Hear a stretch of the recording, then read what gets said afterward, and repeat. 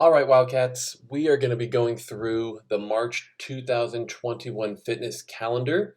We are putting this in your Google Classroom as an assignment for March. Rather than doing a fit log, rather than doing your physical fitness card for March, we're doing something a little bit different. So this is what you're going to see in Google Classroom for March, okay? And this will be due on April 1st, okay?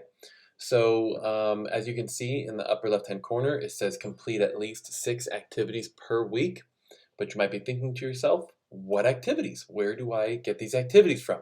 All right, there's a second page. I'm going to scroll down here. You can see there's the second page, and you have all kinds of activities there. You should be familiar with these activities. These are activities we've been doing throughout the year, and they come from these categories of aerobic capacity, muscular endurance, muscular strength, and flexibility.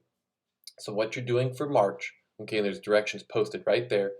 You're going to choose an activity from one of the fitness components below to complete. That's for each day, okay? And after you've completed the activity, you're going to drag it to the day you completed it on for that activity, okay, on the calendar above. So you need to complete 6 different activities per week. So we really want you guys, for full credit, you got to do 6 days, okay, a week, because these shouldn't take you too long, okay? And you need to do at least one activity from each of the fitness components per week. What does that mean? That means you're not going to take a walk as a family every day of the week and have that count. You're not going to do crunches every day of the week and have that count. Okay, you need to do a different activity from a different component of fitness or category of fitness each day of the week. Okay, so let's kind of dive in and I'll show you what an example this would look like. So for that first week, you might be thinking, well, I don't want to start off with a run. I'd rather let's start off with a little bit of stretching. So I'm going to do, I like these 25 windmill toe touches. So what you're going to do is you're going to click and hold and grab it, and you're going to drag it, and you're going to be a good student and start on March 1st, very first day, and just drop it right there. If you drop it a little bit too high, it's going to move the 1, okay, to the bottom. You don't want to do that. So just get it positioned nice and to a little toward the bottom there so the 1 doesn't move. Okay, and then of course, do those 25 windmill toe touches. Okay, don't just drag it there. Do the 25 windmill toe touches. You're done for the day. Okay, now the next day, for March 2nd, you might be thinking, all right, I'm kind of ready for a little bit of cardio.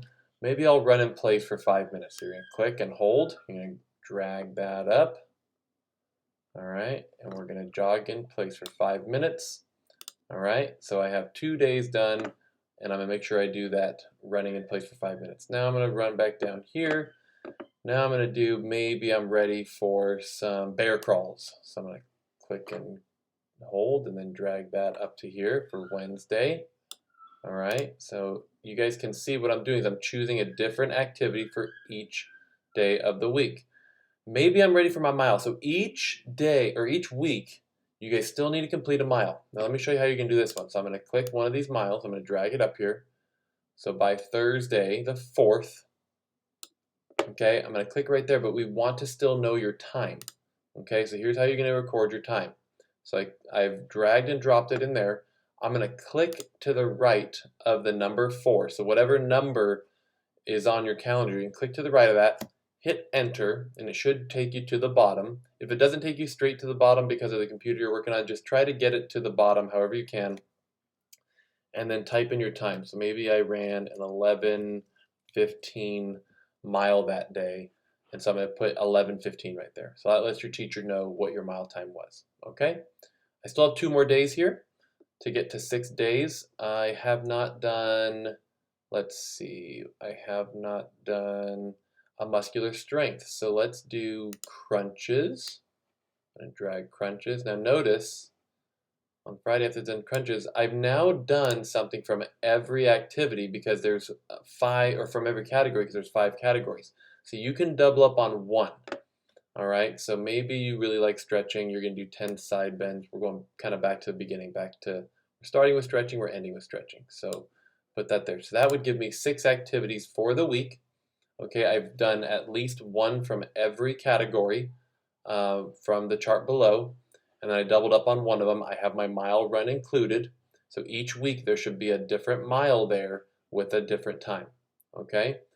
And so lastly, you're going to make sure you turn this in Google Classroom for full credit on April 1st, okay?